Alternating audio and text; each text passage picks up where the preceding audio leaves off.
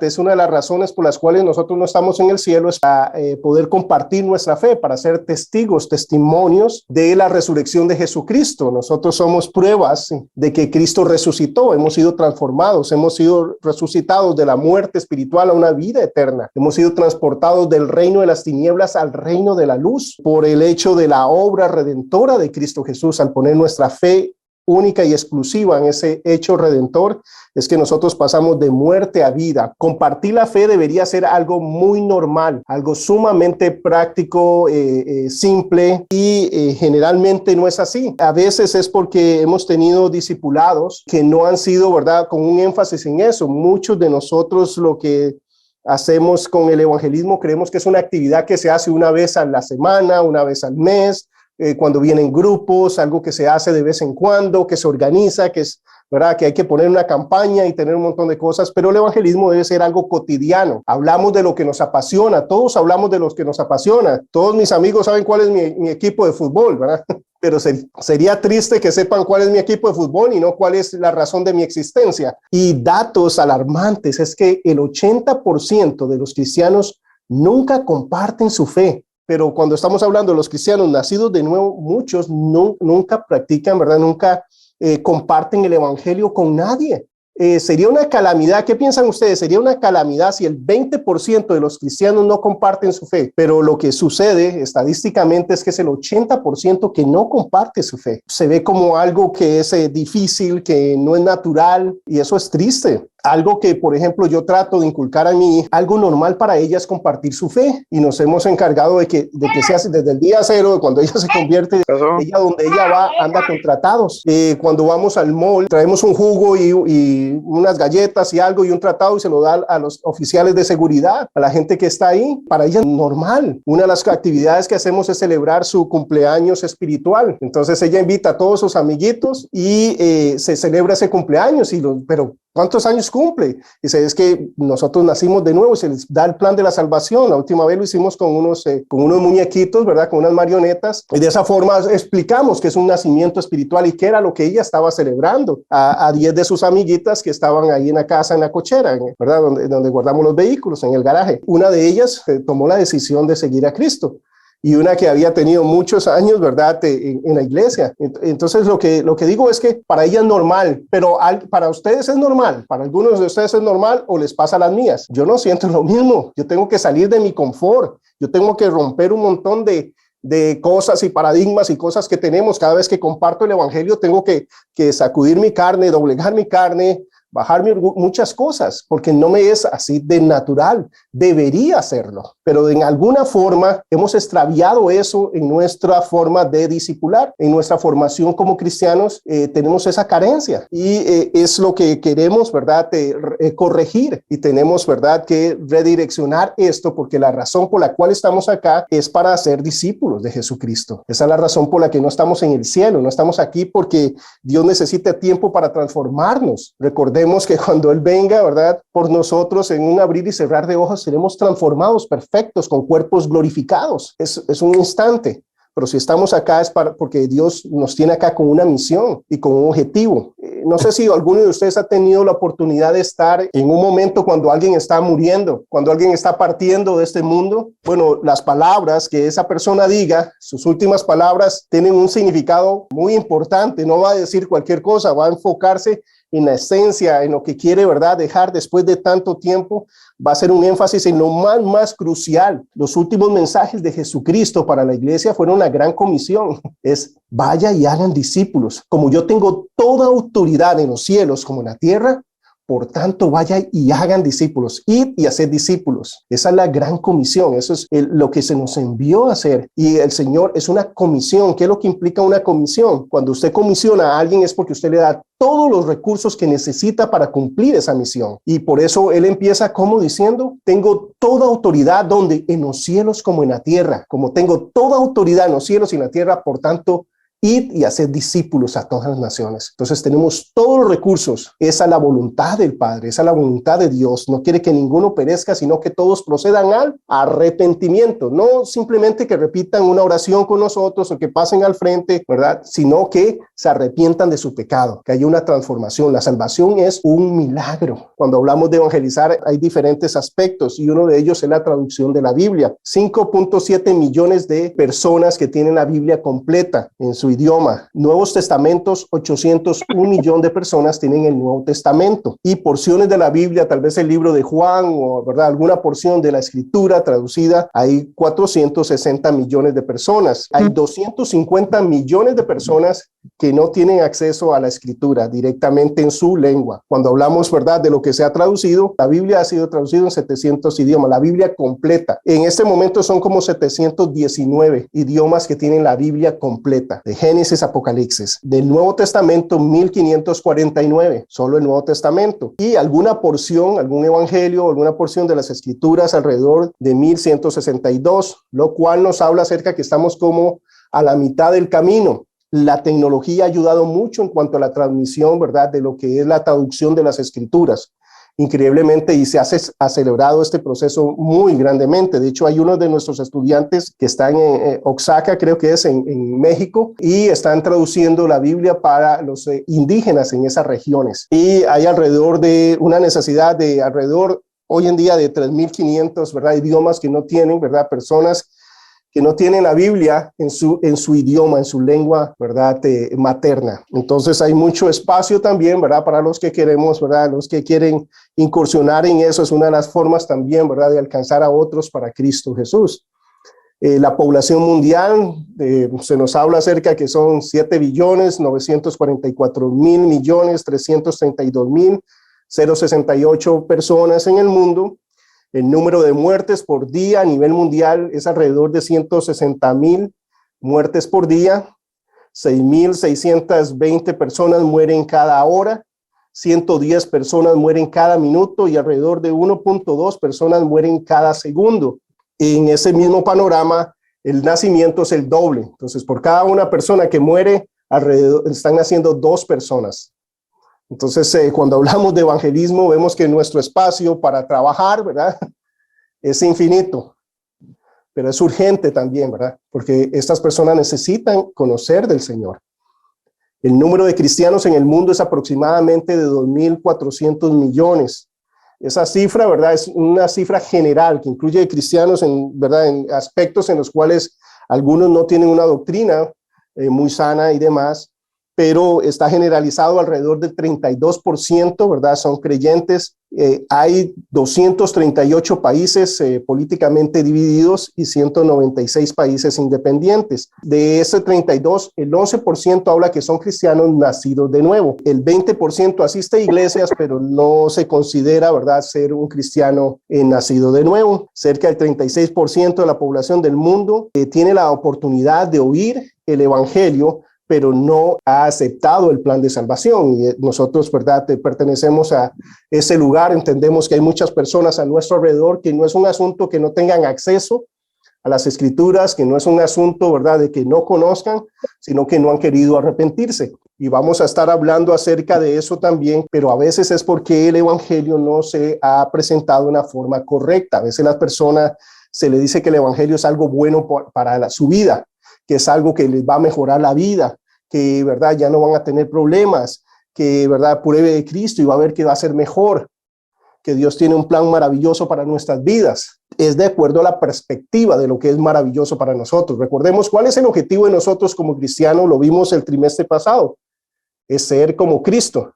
A los que aman a Dios, todas las cosas ayudan a bien. ¿Cuál es nuestro bien? Si nuestro objetivo es ser como Cristo, ¿todo ayuda bien o no? Los problemas son oportunidades para mostrar a Cristo Jesús, por supuesto, para crecer increíblemente, para llevar gloria en nombre de Dios increíblemente. Pero solo si yo tengo mi meta, ¿cuál es mi objetivo? Si mi objetivo es ser como Cristo, sí, pero si mi objetivo es vivir una vida confortable, no todas las cosas ayudan a bien. Entonces debemos definir claramente lo que estamos hablando. Es muy diferente si yo les digo a ustedes que usted va en un avión, se sienta en su avión y yo le presento un paracaídas y luego quiere el paracaídas. Va a ser mejor, ¿verdad? Porque usted va a ir tranquilo en su vuelo, cualquier cosa que pase, ¿verdad?, no va a tener problema. Y usted dice, ¿sabes qué? Yo soy una persona sabia, me voy a poner el paracaídas porque, ¿sabes qué? Quiero ir tranquilo en el vuelo, que mi vuelo sea mejor, y se pone el paracaídas. Pero lo primero que va a ocurrir cuando se pone su paracaídas es que ve que el resto de los pasajeros que empiezan a hacer, a burlarse de él. Mira, este miedoso, no sabe de ciencia, piensa que los aviones se caen, mira, quién sabe qué tiene, que él piensa que va a suceder esto y lo otro, y empiezan a burlarse de él y burlarse, ya eso lo incomoda mucho. Y en eso viene la azafata, ¿verdad? Se le cae el café, ¿verdad? Y le cae encima y todo el mundo burlándose y por el paracaídas él no se pudo quitar y el café se está quemando. ¿Y qué es lo que hace esta persona? Inmediatamente se quita ese paracaídas y lo bota. Dice, me dijeron que eso iba a ser mejor para mi viaje, que iba a asegurarme mi viaje, que mi viaje iba a ser más tranquilo, que iba a tener esa paz y todo lo demás. Y no funcionó de esa forma. Más bien, solo problemas tuve. Ahora, ¿qué es lo que pasa si esa persona, antes de darle el paracaídas, usted le explica que en cualquier momento ese avión va a ir de picada, que ese avión va a caer? Y que esté listo porque a cierta altura va a tener que saltar del avión, si no quiere perecer, porque va a caerse. Entonces, él se pone el paracaídas, no para qué, no para que su vuelo sea más placentero, no para que su vuelo sea mejor, sino porque él entiende su situación, que está muerto mientras no tenga el paracaídas, por lo que va a suceder con su avión. Entonces, ¿qué es lo que sucede cuando la gente se burla? Él no tiene problema. Él más dice, wow, pobrecitos, no sabe lo que viene, no están preparados para lo que viene. Y le cae el café encima y ¿sabe qué es lo que hace ese café? Caerle encima. Uy, que venga el momento de saltar rápido, más bien abraza más el paracaídas, los problemas, las situaciones, las dificultades, hace que se aferre más a Cristo, que se aferre más al Señor, que espere más la venida del Señor, que espere más volver al Señor, porque sabe que este no es el cielo, que va para allá, pero cuando está claro de eso. Pero muchas veces es muy liviano y superficial la forma de presentar el evangelio. Y en el afán de que repitan una oración, levanten la mano, no se habla de arrepentimiento, no se habla de una transformación, no se habla de la situación espiritual en la que está el ser humano. Y mientras uno no tenga claro de eso, ser salvo de qué. ¿Alguno de ustedes era bueno antes de venir a Cristo? ¿O solo yo?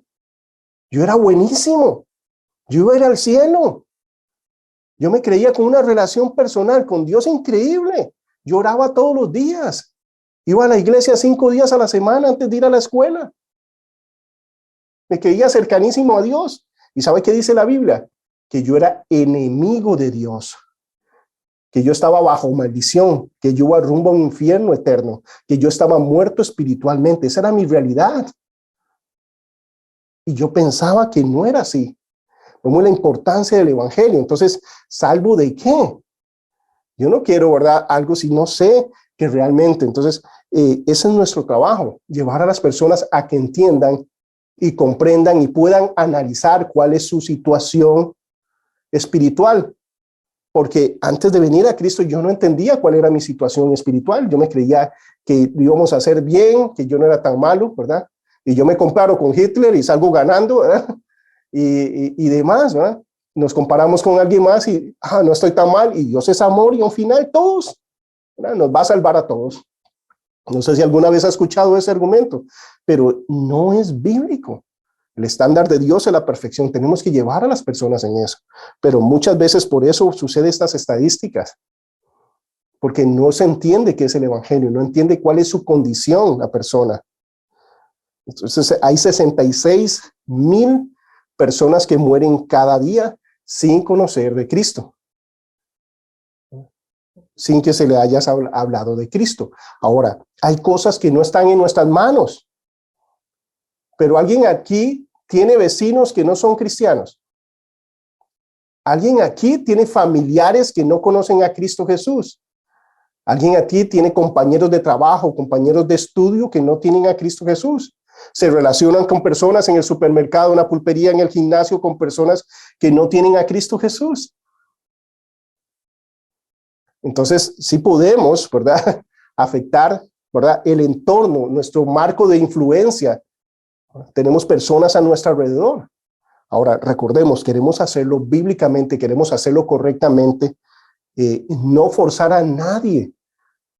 Muchas personas, ¿verdad? No es forzar a la persona, es orar por la persona, es explicarle, permitir que el Espíritu Santo abra la venida para compartir con ellos correctamente el evangelio.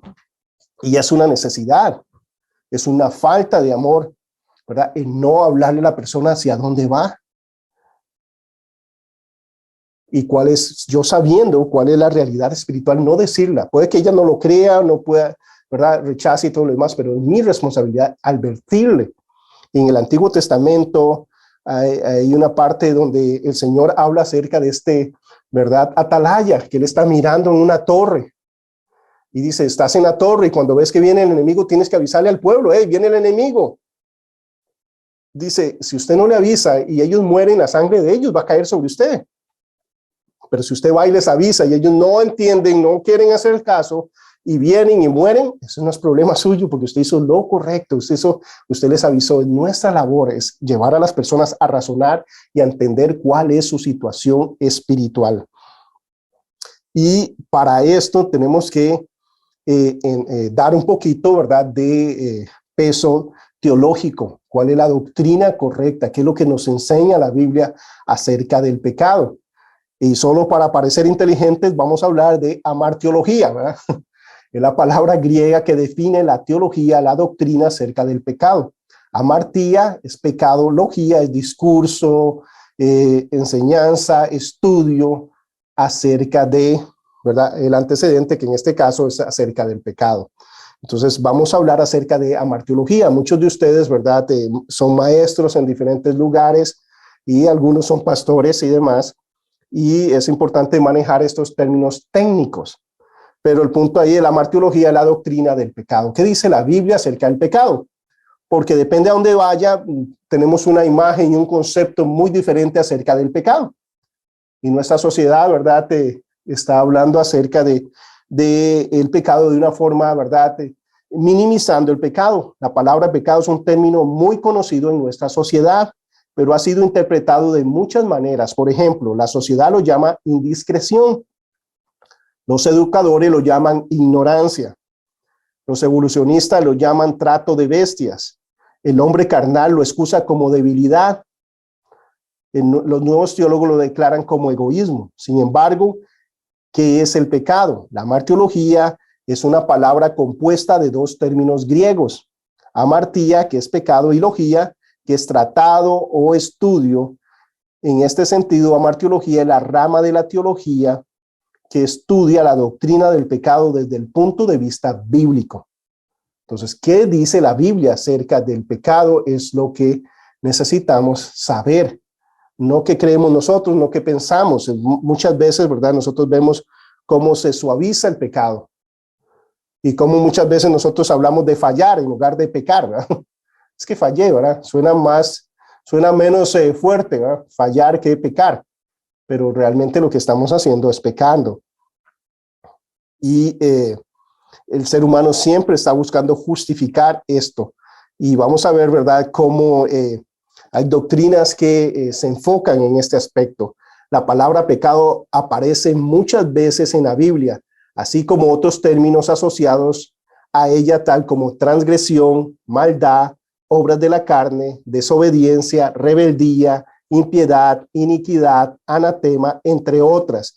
Y de acuerdo a Primera de Juan 3:4, la transgresión de los mandamientos de Dios es pecado. O sea, quebrar la ley de Dios es como se define en forma general el pecado. Primera de Juan 3:4, todo aquel que comete pecado infringe, o sea, quiebra, rompe la ley. Pues el pecado es la infracción de la ley. En síntesis, es no obedecer a Dios. La ley nos muestra el carácter de Dios, quién es Dios, qué es lo importante de la ley, de los 10 mandamientos, que nos enseña cómo es Dios. Dios miente, no, ¿verdad? Ahí nos habla que mentir es pecado. Dios es fiel, Dios no miente. Todas las características, ahí nos habla acerca que nosotros podemos confiar en las promesas de Dios, porque Dios no cambia, Dios no miente, Dios es fiel, Dios es justo. ¿Verdad? Todas esas características que nosotros vemos en los 10 mandamientos están mostrando el carácter perfecto de Dios. Ahora, qué importante, ¿verdad?, que no sea como a veces nosotros ponemos las esperanzas en un político, ¿verdad? Pero ¿qué pasa si es un político corrupto?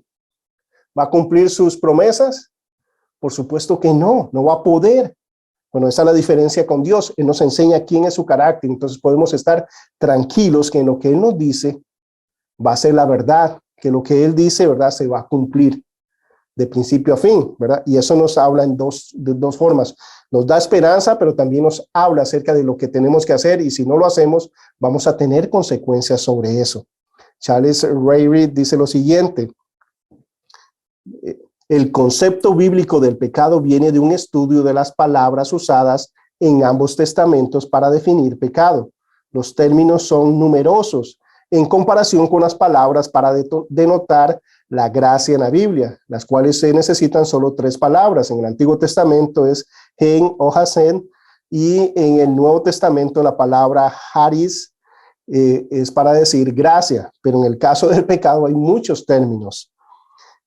Hay por lo menos 8 palabras básicas para designar el pecado en el Antiguo Testamento y una docena en el Nuevo Testamento. Juntas proveen conceptos básicos de la doctrina acerca del pecado. Entonces, ¿cómo sabemos qué es pecado? Bueno, ¿cómo lo define la Biblia? De esa forma, ¿verdad? ¿Cómo utiliza las palabras que utiliza? De esa forma nosotros podemos tener un concepto general de qué es pecado bíblicamente.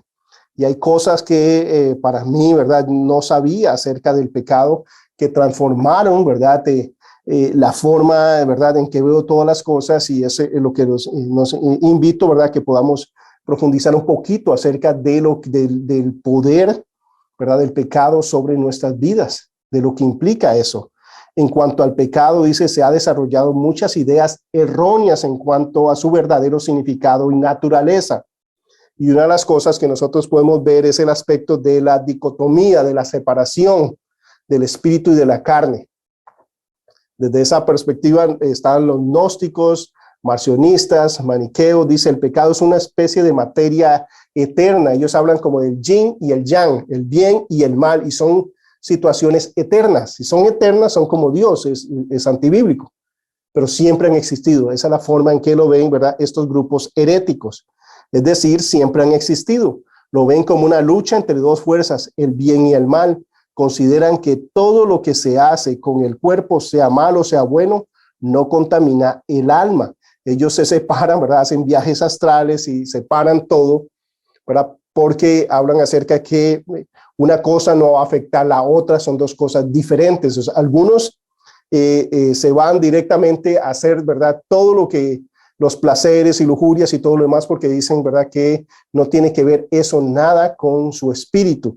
En otro caso, ¿verdad?, de marcionistas y maniquistas, ellos se van a otro extremo de guardarse de todas las cosas desde una perspectiva que tienen que caminar, ¿verdad? Ellos hablan de que el matrimonio, ¿verdad?, es una maldición.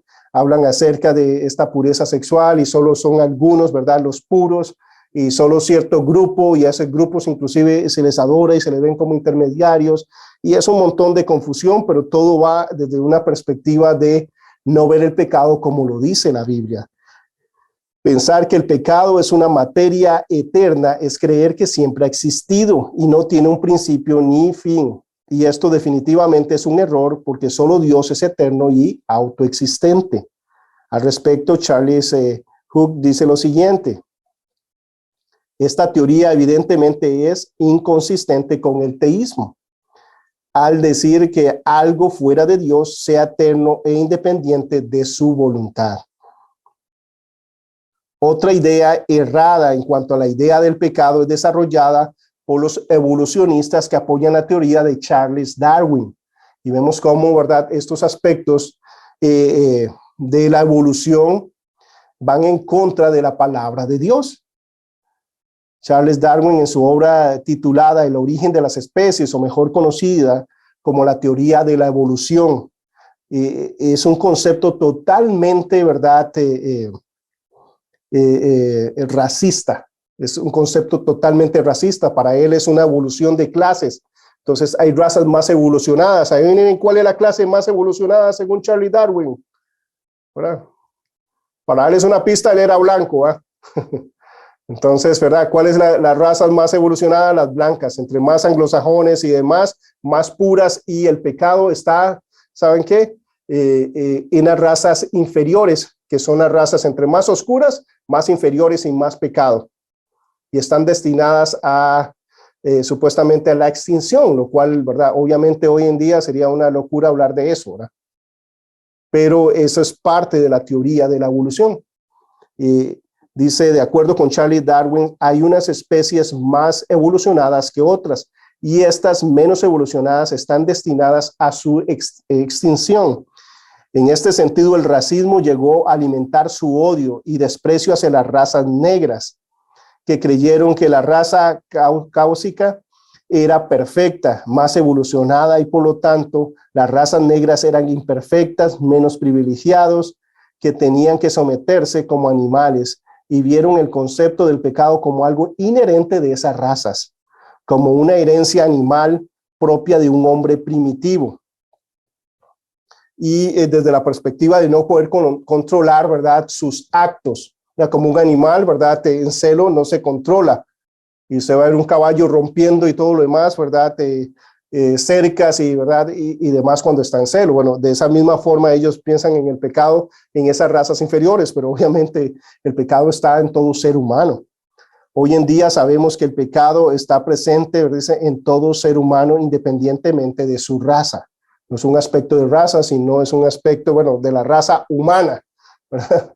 Es de todo ser humano y no de un grupo en particular étnico.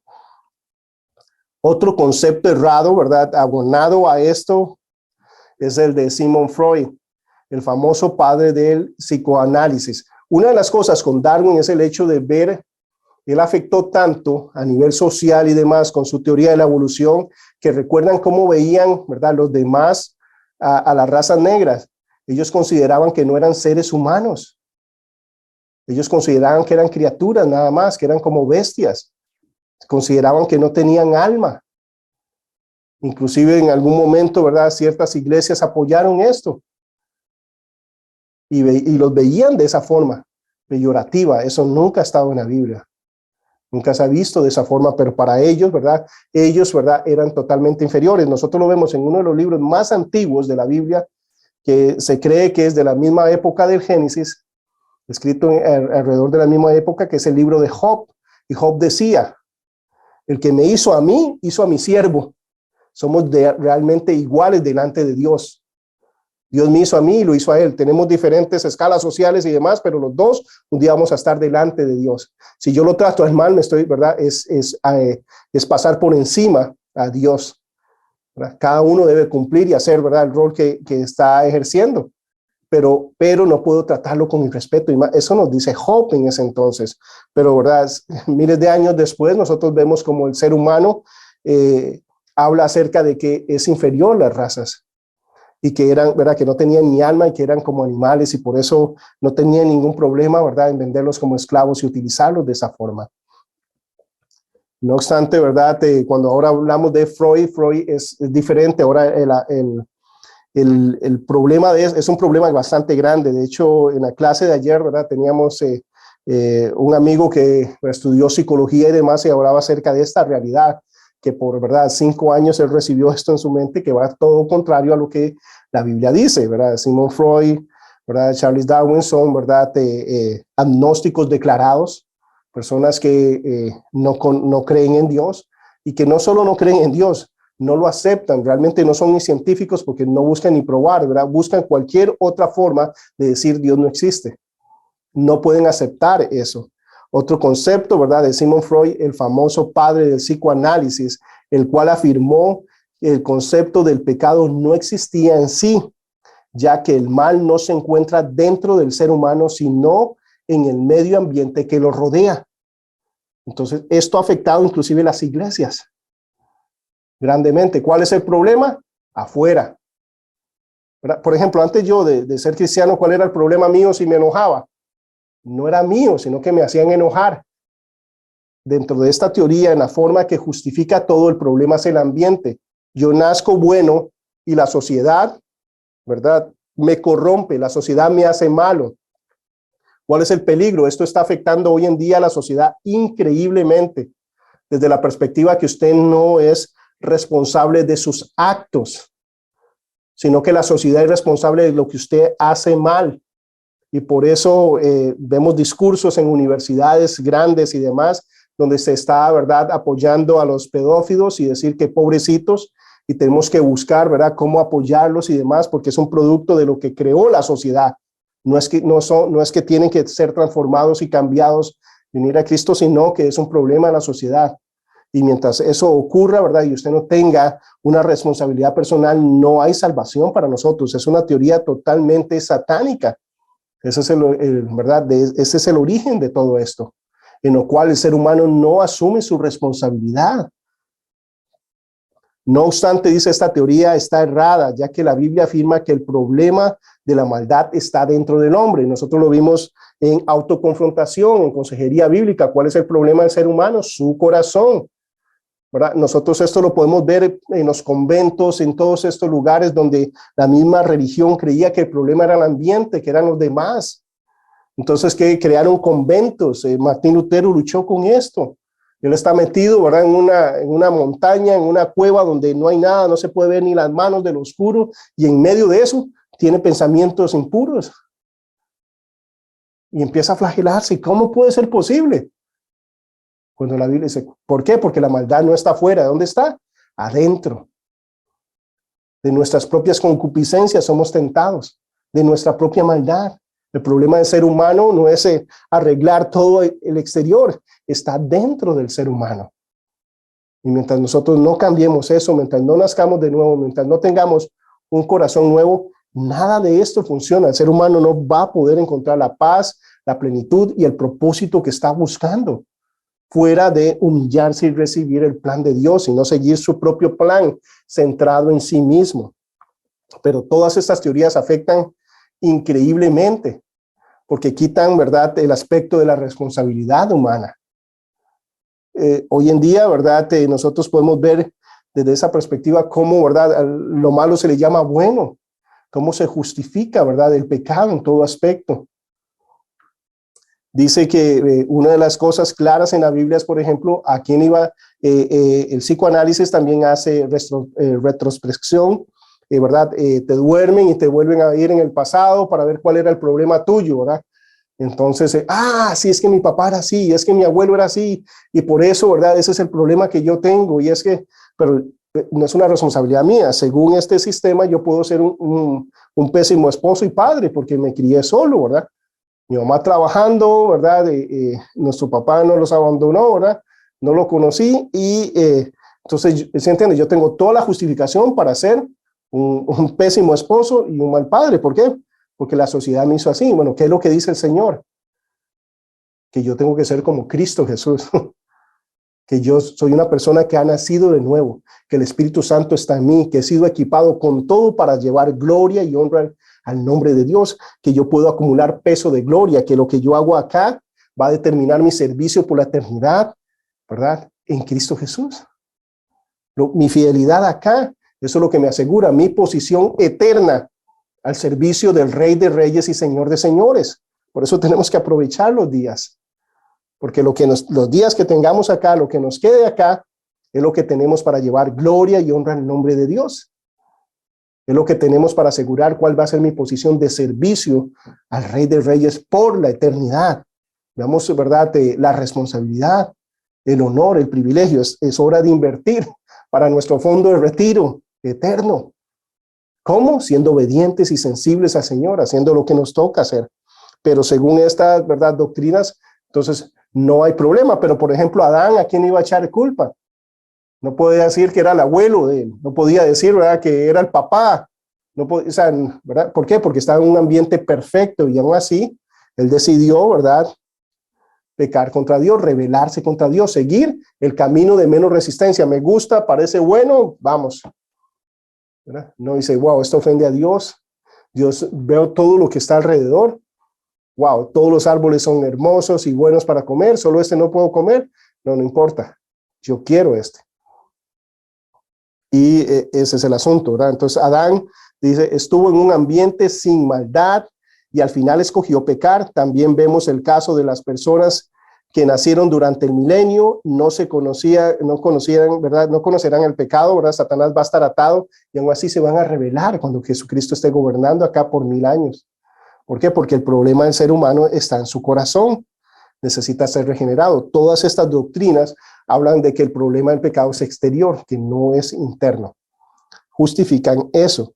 Así podemos seguir citando más teorías erradas en cuanto al pecado. De hecho, hoy en día muchos predicadores ya no les gusta hablar acerca de este tema, y en este mundo se busca encubrir su gravedad dándole otros nombres que desvían la responsabilidad del ser humano, ¿verdad? Ahí igual hay iglesias donde hablan de verdad, de que andan con tijeras espirituales cortando las maldiciones y todo lo demás, donde hacen cultos para sacar, ¿verdad?, el demonio del adulterio, el demonio, ¿verdad?, de la ira, o sea, no, la Biblia dice que son obras de la carne, ¿verdad?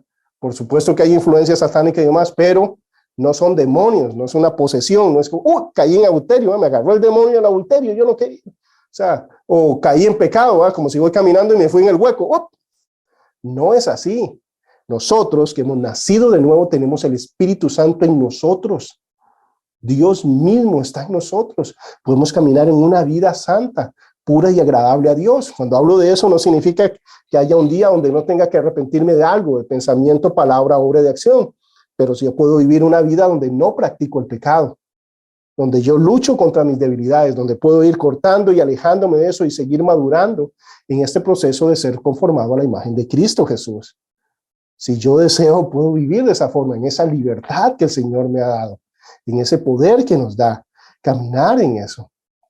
Pero muchas veces, ¿verdad?, es lo que menos se predica, de lo que no se está hablando acerca de caminar de esa forma. Nuestro objetivo, y eso es lo que busca Satanás, que seamos inefectivos, ¿verdad? Él no tiene ningún problema en que nosotros sigamos yendo a la iglesia, nos alimentemos, ¿verdad?, estudiemos, estemos en la escuela, mientras nosotros no apliquemos.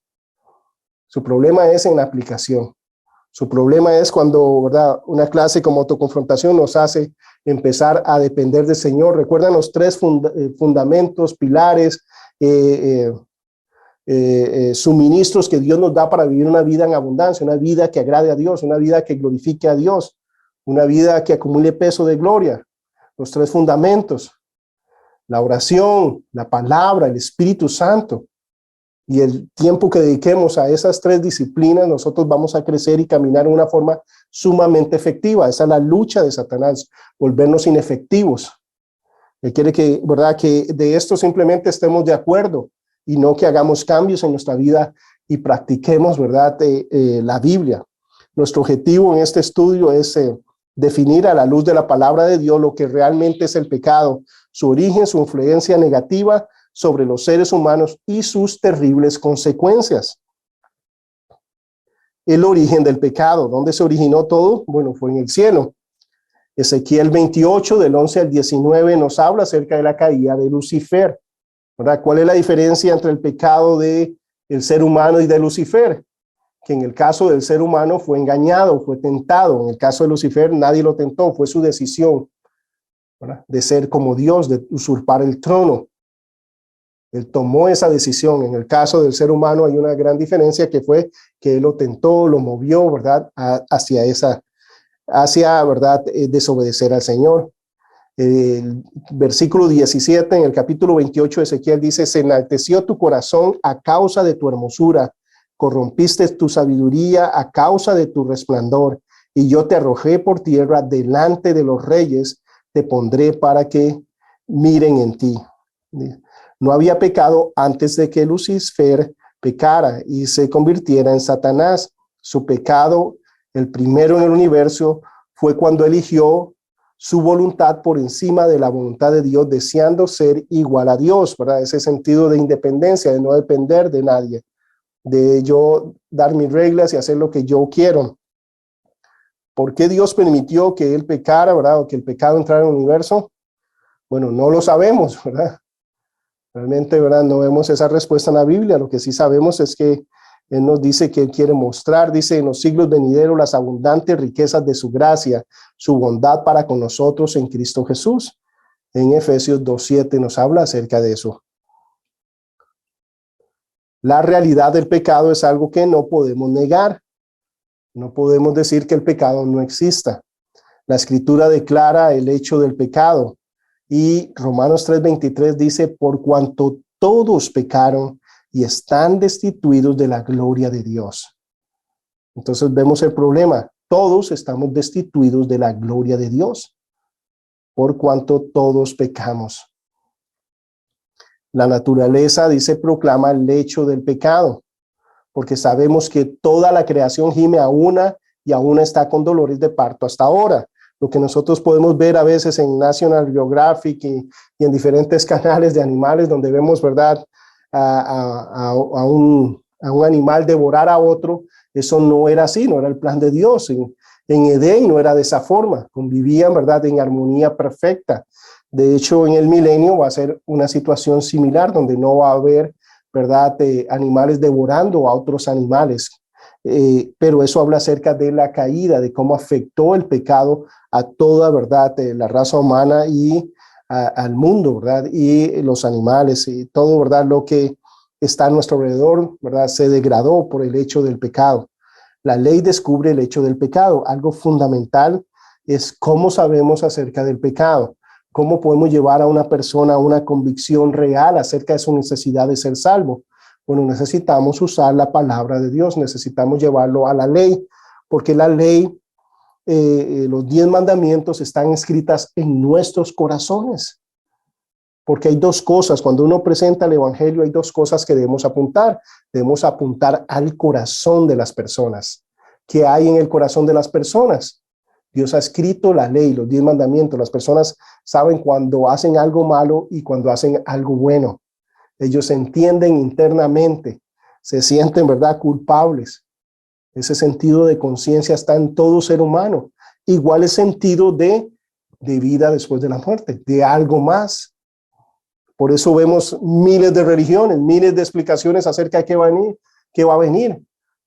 Por eso muchos evaden el tema de pensar en lo eterno, pero es precisamente a donde tenemos que llevar a las personas, a esas cosas que están en su corazón. No queremos ir a su mente y empezar a hablar de filosofías y discursos, ¿verdad?, inagotables, sino queremos llevar al corazón, a la esencia. Dos cosas que tiene el ser humano: una conciencia. Los mandamientos están escritos en el corazón de todo ser humano, y el sentido de lo eterno, y ahí queremos apuntarlo. Dice Romanos 3:20, ya que por las obras de la ley ningún ser humano será justificado delante de él, porque por medio de la ley es el conocimiento del pecado. Dice que por la ley, ¿quién va a ser justificado? Ningún ser humano, porque la ley, ¿cómo es? ¿Cuál es el problema de la ley? El problema de la ley es que es el carácter de Dios. Entonces, ¿cómo es? Perfecta, buena y santa. Y el ser humano, vamos a hablar de eso, no puede dejar de pecar. Sin Cristo Jesús está condenado. Uno no es pecador porque peca, sino que uno peca porque es pecador. Hay una gran diferencia. Cuando uno peca, simplemente está manifestando su naturaleza normal, hablando desde una perspectiva de personas no nacidas de nuevo. Es la naturaleza del ser humano. Pecar, ya tenemos una naturaleza pecaminosa desde el momento en que nacemos. Heredamos esa naturaleza pecaminosa. Entonces es imposible, porque el pecado nos separa de Dios, nos condena. Y no podemos dejar de pecar. Vemos la gravedad, vemos de donde Dios nos está sacando, de donde nos está redimiendo. Vemos la necesidad de una salvación, porque ¿qué dice la ley? Perfección. Y nadie es perfecto. ¿Cuál es la idea de la ley? Que yo entienda que no puedo, que necesito un salvador. Pero han visto personas tratando de justificarse por sus hechos, tratando de ser salvos por sus obras. Bueno, hay millones de religiones haciendo eso, inclusive en el mundo cristiano. Hay personas que no han entendido, ¿verdad?, cuál es el camino de Dios, el camino de la fe, el camino de la gracia, y tratan de ser salvos por sus obras. Por eso dice que por la ley nadie, porque es perfección absoluta. Lo que la ley quiere es que usted entienda que no podemos. Es ahí donde tenemos que llevar a las personas. El problema es que las personas creen que sí pueden. Ese es el problema del ser humano, que cree que sí puede. El apóstol Pablo pensó que era libre del pecado hasta que miró el espejo de la ley. Dice, pero no conocí el pecado sino por la ley, porque tampoco conociera la codicia si la ley no dijera, no codiciaréis. Entonces, el pecado lo que nos refleja que es nuestra condición real. Nosotros vamos a hablar acerca de esto. Y cómo, por ejemplo, el hecho de llevar a una persona, cada vez que uno comparte el evangelio, la persona generalmente piensa que va a ir al cielo, porque es buena persona, según el estándar de nosotros, según comparándonos con unos y otros, pero no según el estándar de Dios. ¿Recuerdan qué es ser bueno en la Biblia? ¿Alguien sabe qué es ser bueno bíblicamente? ¿O quién es bueno? Alguien me dijo una vez, Víctor, la gente buena va al cielo. Y yo le dije, sin duda, de eso no hay duda. La gente buena va al cielo. Lo que pasa es que bíblicamente, bueno, ¿qué significa? Alguien perfecto. Y no existe gente buena, porque no existe gente perfecta. ¿Recuerdan cuando, verdad, el joven rico llega y se acerca a Jesús y le dice, maestro bueno? ¿Recuerdan el concepto, cómo Jesús le aclara a él qué es ser bueno? ¿Cuál es el concepto de bueno bíblico? Dice, ¿por qué me llamas bueno? Solo hay uno bueno, mi Padre que está en los cielos, ¿verdad? O es que está reconociendo que soy Dios, ¿verdad? Solo Dios es bueno. ¿Qué significa? Sin falla, sin falta, perfecto. Entonces, no existe, ¿verdad? Bíblicamente el concepto de buenas personas. Todos desde que nacemos, estamos cortos, estamos bajo la maldición del pecado, estamos condenados en nuestros delitos y pecados. Eso es una situación sumamente extrema y grave. Esa es la realidad, ¿verdad?, en la que nosotros nos encontramos. Dice, la experiencia comprueba el hecho del pecado. Cuando nosotros vemos, ¿verdad?, la experiencia de Moisés, de David, de Pedro, de Juan, revelan la realidad del pecado. La Biblia habla claramente de los pecados, ¿verdad?, de estos siervos que fueron usados grandemente por Dios. Y si necesitamos más evidencia acerca de la realidad del pecado, ¿qué es lo que necesitamos?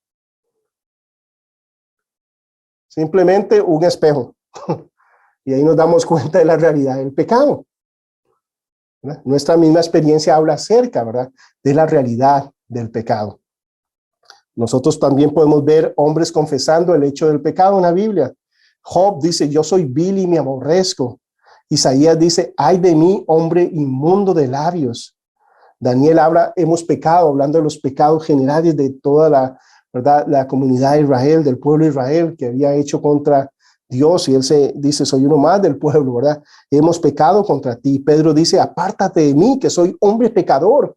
Cuando reconoce que Jesús es Dios, él ve la grandeza, la magnificencia, la perfección de quién es Dios, y se aparta de mí, ¿verdad? Y esa es la reacción, ¿verdad? Él es perfecto, nadie más. Pablo también nos dice, Cristo vino al mundo para salvar a los pecadores, de los cuales yo soy el primero. La palabra, ¿verdad?, de Jesús es Yoshua, Yahweh, Dios salva, eso es lo que significa, es su misión. Él vino a rescatar, él vino a salvar lo que se había perdido. ¿Por qué él viene a salvar? ¿Qué es algo necesario para que usted salve a alguien? Que esté perdido, que esté en necesidad, que esté en un problema, ¿verdad? Él vino a salvar porque el mundo estaba condenado. Esa es la realidad, total y absolutamente condenados. Esa es la realidad del ser humano sin Cristo Jesús. Por eso necesitamos, ¿verdad?, del Señor. Lutero dice lo siguiente. Pablo dice, Cristo vino a salvar al mundo a salvar al mundo y a los pecadores, ¿verdad? Vino al mundo a salvar a los pecadores. ¿Quiénes son los pecadores? Dice, de los cuales yo soy el primero. Él reconoce su pecaminosidad como cualquiera de nosotros, como cualquier ser humano. Esa es la necesidad. Dice Lutero, tengo más miedo de mi corazón que del Papa y de todos los cardenales. Cuando lo estaban persiguiendo para matarlo, dice, mi peor enemigo soy yo mismo, es mi carne. Es al que no puedo confiar. D.L. Moody dice lo siguiente, el hombre con el cual tengo más problemas es aquel que camina bajo mi sombrero. Es mi carne, mi naturaleza pecaminosa. Reconocen, ¿verdad?, la lucha contra el pecado. Ahora, es una lucha que es imposible si usted no ha nacido de nuevo. Veamos la condición, ¿verdad?, en la que se encuentran las personas sin Cristo Jesús. la naturaleza del pecado. Antes de nosotros pecar, Adán cayó en pecado y por causa de su caída tenemos una naturaleza pecaminosa. No podemos ser justos por nosotros mismos. Nosotros no podemos llegar a la perfección en nuestras propias fuerzas, por nuestros propios medios. Esa es la situación. El pecado es heredado. No es que yo me convierto en pecador, es que yo soy pecador. Desde que nazco soy pecador. Entonces vemos la gravedad del asunto. Todas las personas han heredado una naturaleza. El pecado de Adán, ¿verdad?, se pasa de generación en generación. Dice Efesios 2:3, entre los cuales también todos nosotros vivimos en otro tiempo en los deseos de nuestra carne, haciendo la voluntad de la carne y de los pensamientos, y éramos por naturaleza hijos de ira, lo mismo que los demás. Es nuestra naturaleza sin Cristo Jesús. Por eso hay que nacer de nuevo, porque nuestra antigua naturaleza es una naturaleza, ¿verdad? Es como que usted trate de hacer a un león vegetariano, ¿eh? Buena suerte, ¿eh? Pero es carnívoro. El ser humano es pecador. Nació pecador y es su naturaleza. Cuando peca simplemente está manifestando lo que es, ¿verdad? El pecado es imputado. Dice que en Adán todos pecamos. Esa es la imputación del pecado, es que se nos atribuye a nosotros el pecado. Entonces nacimos ya en un estado de condenación. Por supuesto, ¿verdad? Hay un grado de inocencia para los niños. Lo podemos ver con David cuando muere su hijo. Él dice, ¿verdad? Yo no puedo ir a ti, ¿verdad? Tú no puedes venir a mí ahora que has muerto, pero un día yo iré a ti, hablando de que iba a estar en la gloria, que él está justificado delante de Dios, pero no sabemos cuánto es ese margen de tiempo. Por eso siempre invitamos, ¿verdad?, a los padres que tenemos niños pequeños, apenas el niño manifieste ¿verdad?, su deseo de venir a Cristo Jesús, debemos, ¿verdad?, invitarlo a que acepte a Cristo Jesús. Pero desde que nacemos venimos con eso. ¿Alguien aquí le ha tenido que enseñar a un niño a mentir? O a pelear, ¿verdad? A gritar, a no hacer caso, ¿verdad? A no coger lo que no es de él. No, ¿verdad? Nacemos, ¿verdad? Siempre ha dicho un dicho, ¿verdad? Que nadie nace aprendido, ¿verdad? ¿Han escuchado eso? Nadie nace aprendido, pero es interesante, ¿verdad? Pero en las cosas malas, todos nacimos aprendidos. ¿Verdad? Nadie tuvo que enseñarnos. Lo que hacemos es modificar los hábitos. ¿Por qué? Porque un niño, ¿verdad?, lleno de lustre, ¿verdad?, en su boca dice, papá, yo no me comí el queque. ¿No? En serio que yo no me lo comí, va lleno de lustre. Entonces, ¿qué aprendemos con el tiempo? Límpiese la boca.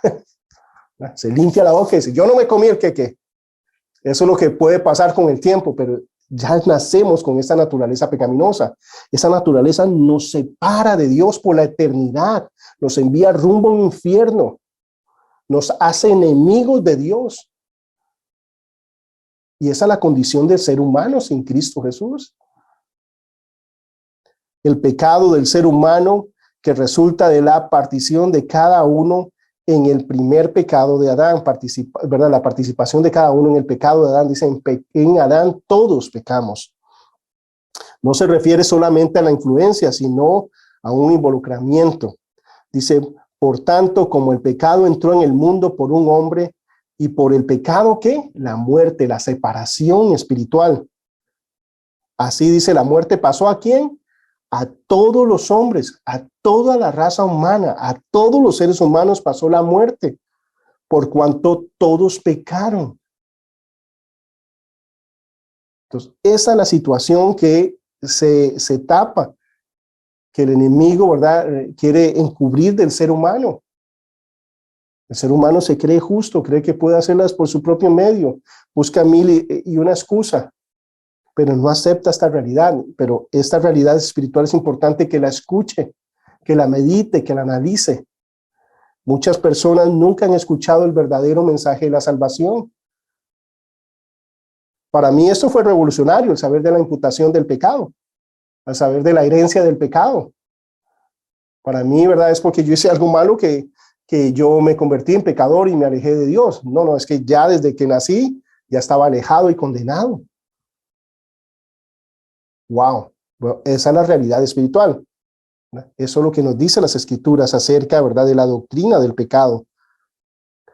Y luego, ¿verdad? Nosotros simplemente manifestamos lo que somos, nuestros pecados personales. El pecado personal es un acto, palabra o deseo contrario a la ley de Dios. Esto no significa que el pecado es un acto humano que se expresa en actos externos, solamente palabras y actos internos, dice. De modo más general, se puede decir que el pecado es cualquier acto humano opuesto a la norma moral del Señor. Y cuando estamos hablando en este sentido, lo que quiere decir es que recordemos que las obras bíblicas, recordemos cuáles son nuestros pensamientos, palabras y acciones. Una obra bíblica y un pecado no solamente es con palabras, no solamente es con una acción, pero puede ser con un pensamiento. Recordemos que Jesucristo nos lo dijo claramente, ¿verdad? Aquel que ve con deseo ya pecó en su corazón.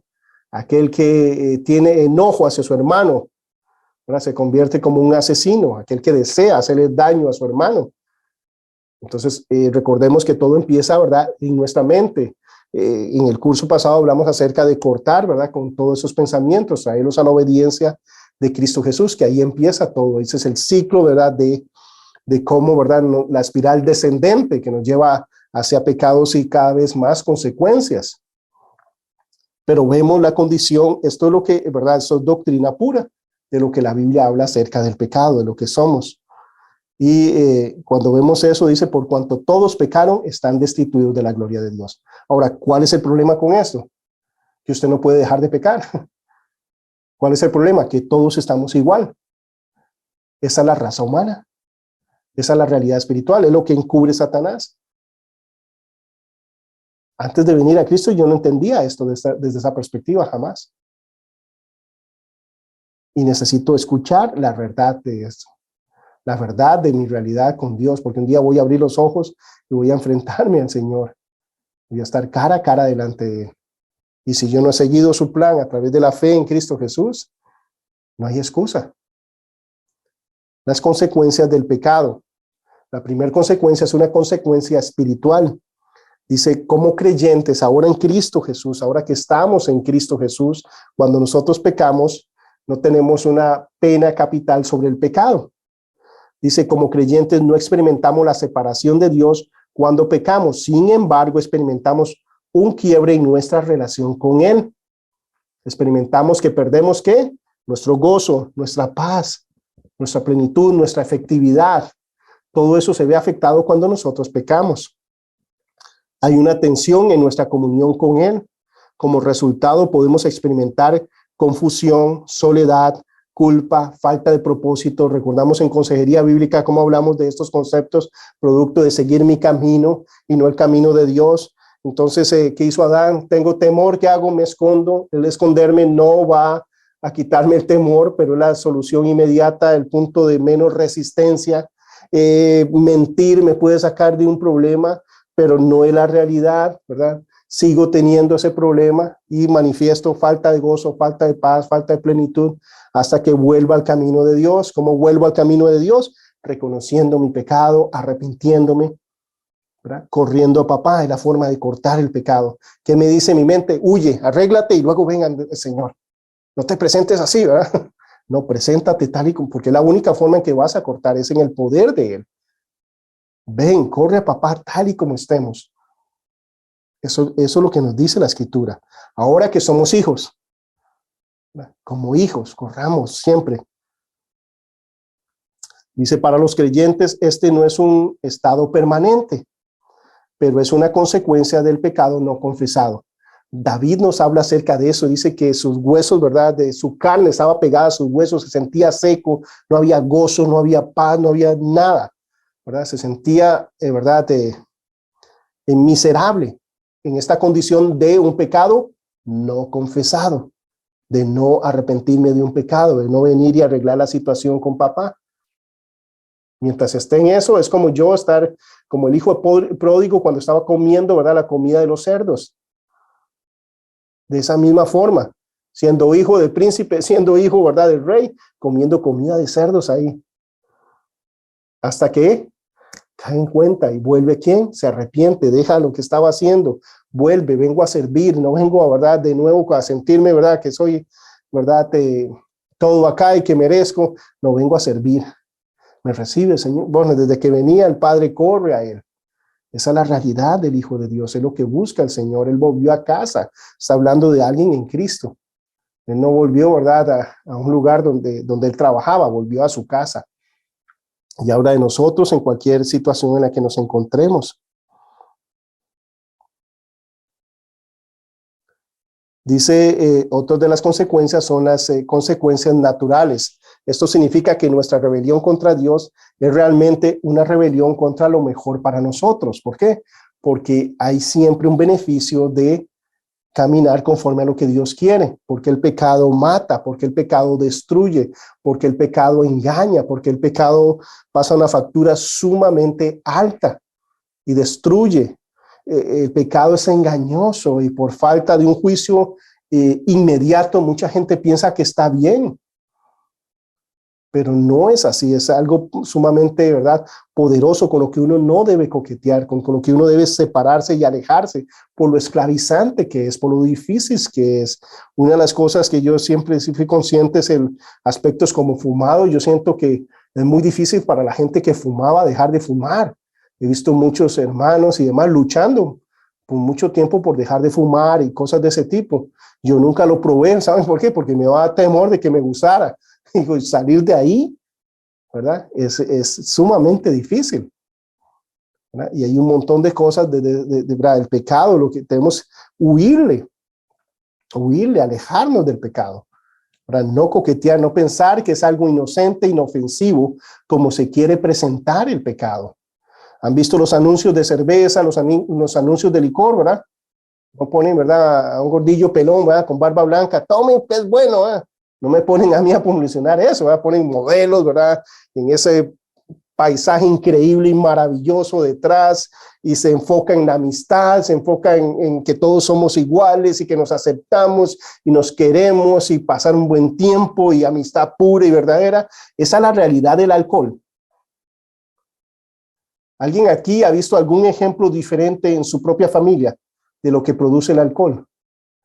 Hogares destruidos, matrimonios disueltos, gente en hospitales, gente en la calle, gente, ¿verdad?, destruida por producto del pecado.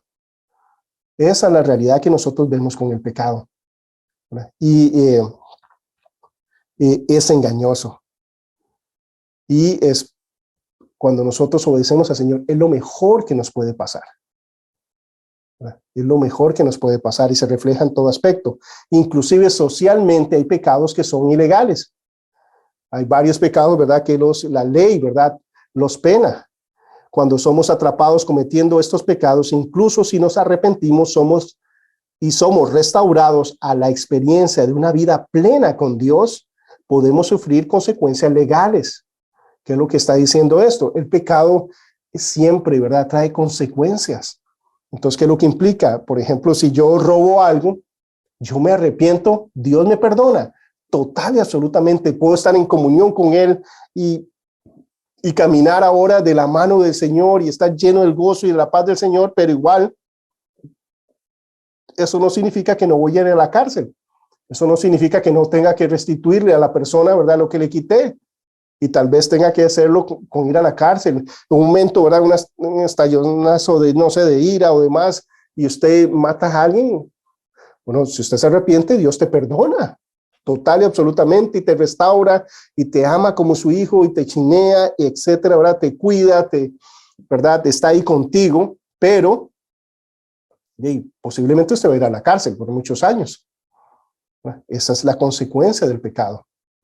Inclusive hay situaciones donde hay separaciones matrimoniales, donde usted es perdonado, restaurado y todo eso, pero hay consecuencias, ¿verdad?, de sus actos. Y eso lo vemos claramente en la Biblia. Por eso dice, huye, ¿verdad? Alejémonos por la destrucción, por el poder, ¿verdad?, que hay en eso. La pena del pecado para los creyentes. Cuando hablamos de la pena, ¿verdad?, nosotros ya no tenemos, ¿verdad?, hemos sido libertados del poder del pecado, de la esclavitud del pecado. Es algo increíble y maravilloso que está en nosotros, pero no así con aquellos, ¿verdad?, que aún no han nacido de nuevo. Nuestro objetivo cuando compartimos el evangelio no es decirle a la gente deje de fumar, deje de tomar, sea más moral, vaya, o sea, eso no sirve de nada.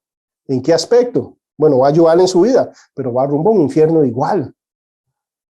¿Verdad? Su problema no es un asunto, el problema es que está muerto.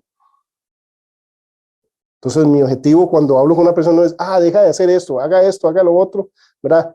No, está muerto. ¿De qué le sirve que yo haga una boleta, un parte, ¿verdad? Un ticket a una persona que está muerta, una infracción de tránsito cuando la persona está muerta en su vehículo? ¿De qué le sirve? Absolutamente de nada, está muerta. Es igual nosotros tratando de mejorarle la vida, de cambiarle la vida, o sea, no tiene ningún sentido. Esa persona va rumbo al infierno, está muerta. No tiene relación con Dios, está bajo la ira de Dios. ¿Qué necesita esa persona? Nacer de nuevo. Esa es la realidad espiritual de esa persona. Dice, para los creyentes, el pecado no resulta la muerte definitiva, la muerte eterna. Nuestra salvación está segura en Cristo. No necesitamos ser rescatados cuando pecamos. Sin embargo, nuestro pecado tiene consecuencias. Cuando pecamos, nos lastimamos los unos a nosotros, nos lastimamos a nosotros mismos y a Dios. Nuestra relación se ve afectada. Necesitamos confesar nuestros pecados, arrepentirnos de nuestros comportamientos y buscar la restauración con Dios, porque ahí hay paz, porque ahí hay gozo, porque ahí hay plenitud, porque es una vida en abundancia. Una vida en abundancia no es una vida que tengo todo lo que yo quiero, sino que soy efectivo, que llevo gloria en nombre de Dios, que puedo edificar a las personas a mi alrededor, que estoy cumpliendo el propósito de Dios para mi vida. Eso se trata, una vida en abundancia, una vida que cumple el propósito por el cual está acá, ser conformado a la imagen de Cristo Jesús, llevar gloria al nombre de Dios, acumular peso de gloria, edificar a las personas a su alrededor. De eso estamos hablando. No existe un lugar más placentero que estar ahí en medio del centro de la voluntad de Dios, y lo podemos hacer ahora que hemos nacido de nuevo.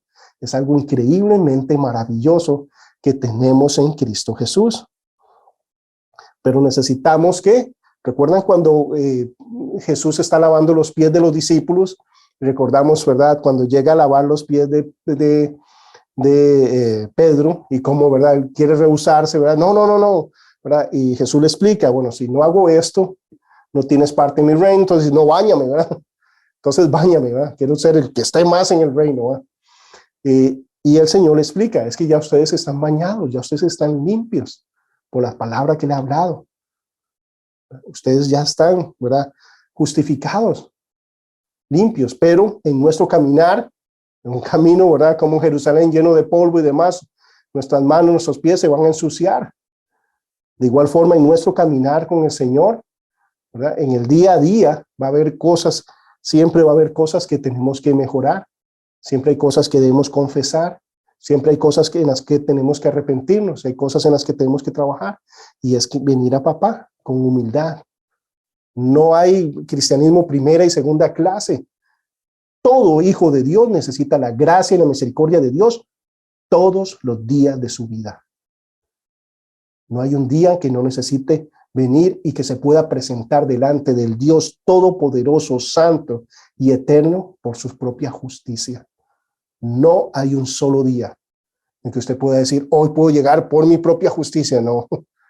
¿Recuerdan Pablo donde dice que será hallado en la justicia de Dios? La justicia que es por la fe en Cristo Jesús, no será hallado en mi propia justicia por las obras, porque eso es condenación, porque no puedo vivir una vida perfecta. Y nos lleva a este sentido, ¿verdad? Dice, para el perdido la situación es totalmente diferente. Hablamos de enjuiciar, de un castigo y de una condenación eterna. Esa es la consecuencia del pecado. Dice Romanos 3:19, pero sabemos que todo lo que la ley dice, lo dice a los que están bajo la ley, para que toda boca se cierre y todo el mundo quede bajo juicio. ¿En qué aspecto? ¿Qué es cerrar la boca? ¿Qué es lo que está hablando acá? Aquel que no vive por la fe en Cristo Jesús, que no se entiende justificado por la obra de Cristo Jesús, la única forma de justificarse es por sus propios actos. ¿Y cómo me puedo justificar? Bueno, juzgarme por los 10 mandamientos. ¿Se siente buena persona? Sí, Víctor, sí. ¿Alguna vez has mentido? Sí. ¿Alguna vez has robado algo aunque sea pequeño? Sí. ¿Alguna vez has usado el nombre de Dios en vano, que es puro, que es santo, que es digno, que es recto, que es justo? A veces alguna vez te ha majado y en lugar de decir, ¿verdad? Una grosería o algo malo, dices el nombre de Dios, menciona la palabra Dios en lugar de decir otra cosa. Eso es blasfemia, eso es serio. Hoy en día se toma esto muy a la ligera, usar el nombre de Dios en vano, pero hay muchas personas que mencionan el nombre de Dios para todo, pero jamás usarían el nombre de su mamá, ¿verdad? Que aman y que respetan, para decir, en lugar de decir una grosería, decir el nombre de su mamá, pero sí el nombre de aquel que hizo a su mamá, que lo hizo a usted, que envió a su hijo a morir en una cruz por cada uno de nosotros. Y a veces vemos eso tan, ¿verdad?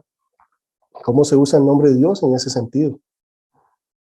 Alguna vez he tenido algo más importante que a Dios, un ídolo, ¿verdad? Y pum, pum, sí, culpable de todo.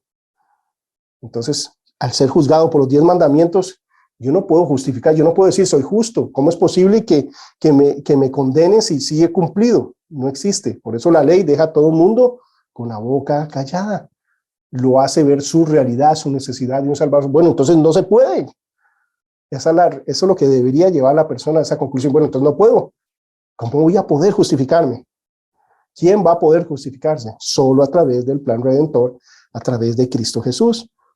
Luego habla acerca de castigo, porque el que en él cree no es condenado, pero el que no cree, dice, ya ha sido condenado porque no ha creído en el nombre del unigénito Hijo de Dios. O sea, ¿qué pasa? Ya ha sido condenado. No es que va a ser condenado, es que ya está condenado. Nacemos condenados, nacemos rumbo a un infierno. ¡Wow! ¿Es serio? Es serio el asunto. Adelante, Celia. Víctor, pero también la escritura dice, ¿cómo creerán si no hay quien les predique? Y podemos estar predicando mucho rato, pero no estamos predicando el evangelio. Podemos llevar rato predicando y la gente puede ir a la iglesia mucho rato y no están conscientes de su condición de pecado, porque no sé, ok, digo yo, no, el punto no es volver a los tiempos tampoco extremos en que hacíamos juicios sin misericordia, tampoco así, ¿verdad? Pero tampoco, ¿cómo lo digo? Como que ahora la iglesia, los creyentes, le tenemos miedo a hablar del pecado.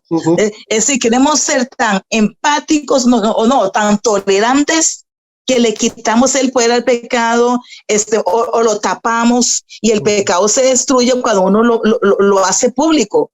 Entonces, le quita el poder cuando esta se descubre. Pero queremos ser tan tolerantes que no queremos ni decir la palabra, no queremos ni decir aquello para que la gente no se ofenda, ¿verdad? Dios le dijo a Juan Bautista caer en nuestras épocas, ¿verdad? Porque ¿qué diríamos? Entonces, la gente no siente necesidad de que tengan que arrepentirse, porque no estamos muchas veces predicando.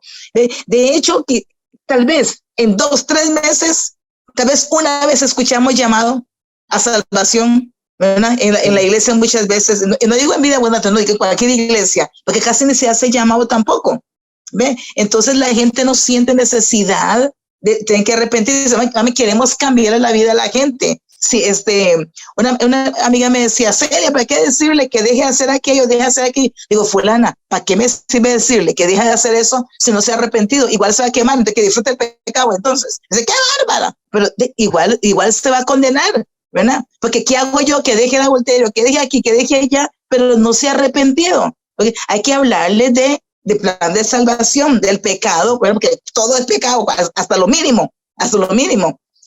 Y me pasó una cosa, para cerrar, curiosa. Hace una semana sepulté a mi mamá. Y de hecho me tocó cerrar los ojos en el hospital y orando por ella, ministrarle, cerrar los ojos, y me puse ahí a orar por ella mientras se iba. Y cuando ella murió, le cerré los ojos y alabé al Señor en voz alta por su vida. Y una vez que salgo, se acerca un familiar llorando y me dice, y me habló un par de cosas ahí, etcétera, que valiente, etcétera, ¿verdad? Entonces era la oportunidad, sí, un momento de dolor, pero no se puede ir la señora así nomás sin aprovechar esa oportunidad que todo el mundo está viéndome ahí orando por ella y entregándosela al Señor, sin aprovechar la oportunidad. En este mismo momento me volteé y le dije a todos los pacientes que estaban ahí que ese nos esperaba a todos, porque nuestra vida era como la flor del campo, que sopló el viento y nos caemos, ¿verdad? Y que la única garantía que tenemos es aceptar al Señor en vida, no en muerte. Entonces, así, como en 30 segundos se lo acepté a todos los pacientes. Y cuando ella salió, empezó a hablarme, ok, también, ¿verdad? A reconciliación, porque estaba apartada. Cuando fuimos al funeral, los familiares me dijeron, ok, usted da las gracias a la gente. Pero lo mismo, ¿verdad? Manejando el asunto así con guante de seda. Entonces yo había orado, Señor, guíame, ¿verdad? A que tu nombre sea glorificado aún en la partida de mi mamá, a tu presencia. Entonces pasé a dar las gracias y mira, yo ni siquiera lo planeé, me chorrió, ¿verdad? Se me chorrió un mensaje de salvación allí, hasta el cántico, hasta terminé cantando el Salmo 23, juntaba de reposo en pastoreada. Me han vacilado bastante, me dice mi hermano, qué bárbaro usted, yo sabía que iba a condenar a la gente, digo, nadie condenado, ¿cómo no aprovecho, ¿verdad? Para presentar el plan de salvación. Sí, entonces, digo yo, y me puse a pensar, qué temor se tiene por hablar de arrepentimiento. Es falta de amor, Celia, porque... O miedo, no sé, ¿qué es eso? Sí, porque, por ejemplo, es no ser consciente de lo que estamos hablando. Ok, es lo que tú dices. Por ejemplo, una de las formas, yo siempre cuando mi familia me invita a un funeral, sabe que haber llamado para Cristo Jesús, siempre. Y es uno de los momentos importantes para pensar. Por eso la Biblia dice que hay más gozo en la casa de luto, es más conveniente estar en la casa de luto que en la casa de la fiesta, porque es en el momento que pensamos en lo que viene, en lo eterno, ¿verdad? En lo finito que somos, y es un momento importante, ¿verdad? Una de las cosas, ¿verdad? Es usar todo, ¿verdad? Es en todo momento. Es que nosotros no estamos condenando a nadie, eso es importante. La gente está condenada. Esa es la información que ellos necesitan entender. La gente no sabe que está condenada. Nosotros no estamos condenando a nadie y lo hacemos en el poder del Espíritu Santo en amor. Es decir, vea, esta es la información del Dios de la Biblia. Esto es lo que Él dice. Es el único Dios verdadero, ¿verdad?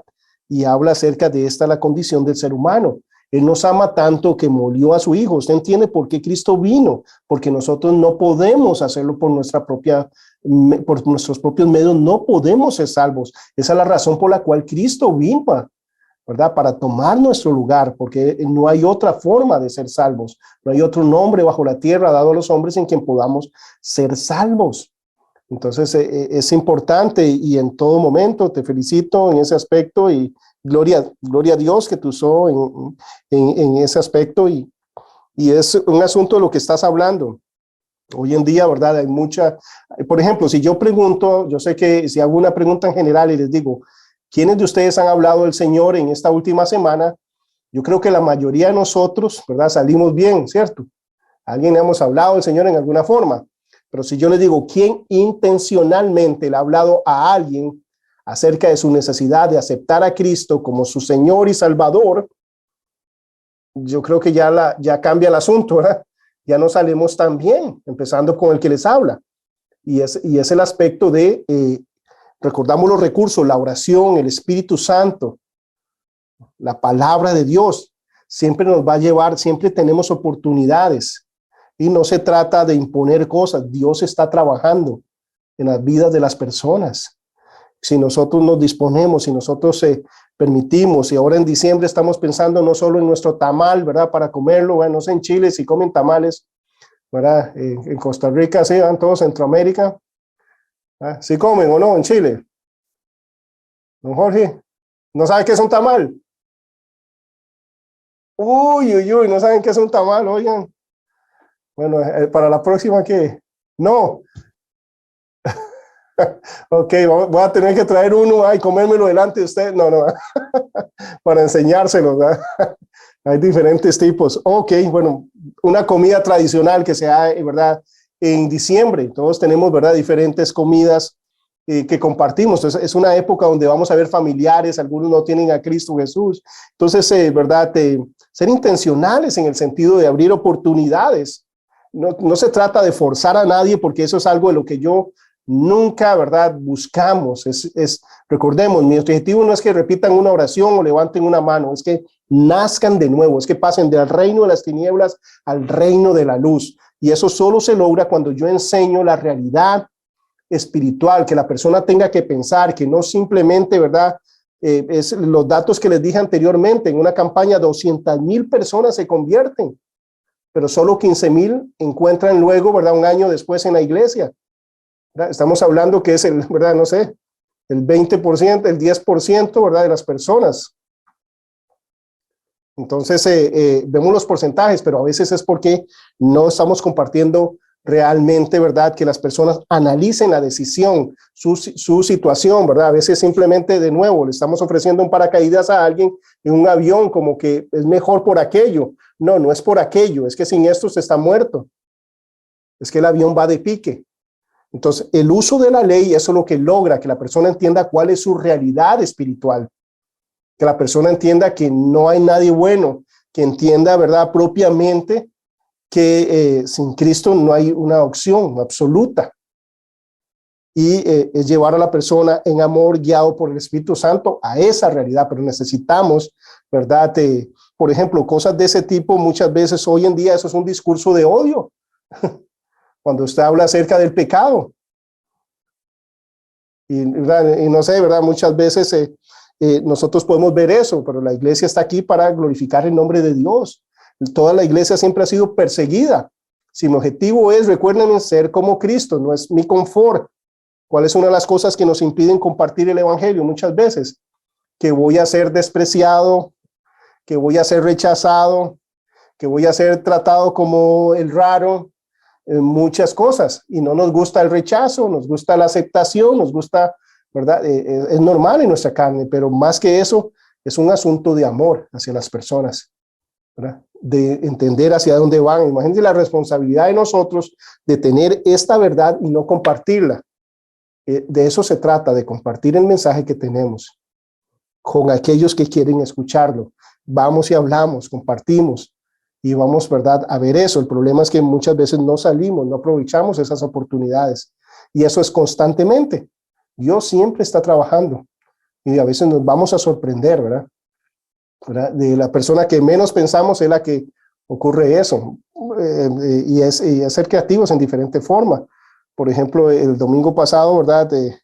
Estaba acá en la playa y está llenísimo, pero el punto ahí que se me ocurrió, ¿verdad? Es la próxima vez que vaya a la playa, tengo un toldo, ¿verdad? Ahí donde ponemos las sillas y todo lo demás, y quiero poner un rótulo en el toldo que diga, si ocupa oración, venga aquí, ¿cierto?